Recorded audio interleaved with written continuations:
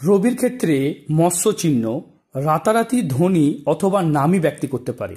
দেখুন ফিশ চিহ্নটা এইভাবে যদি হয়, এই জাতকেরও ফিশ চিহ্নের মতোই লাগছে, কিন্তু এখনো পর্যন্ত ফিশ চিহ্ন তৈরি হয়নি। এখানে একটা আড়ি রেখা তৈরি হয়েছে, এখানে একটা আড়ি রেখা তৈরি হয়েছে, এইভাবে একটা চিহ্ন তৈরি হয়েছে এবং এখান থেকে একটা হালকা রেখা এইভাবে যাচ্ছে, মানে এটা ফিশের মতো হচ্ছে, বাট ফিশ চিহ্ন হয়নি।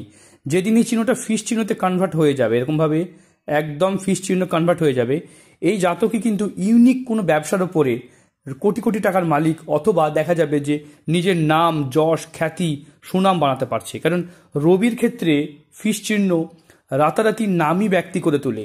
মানে এই ব্যক্তি যখন নাম হবে, টাকা তো এমনি আসবে। অর্থ কার কাছে আসে?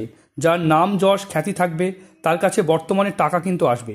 দেখুন প্রত্যেকটা হাত আলাদা, প্রত্যেকটা হাতের বিশ্লেষণ আলাদা।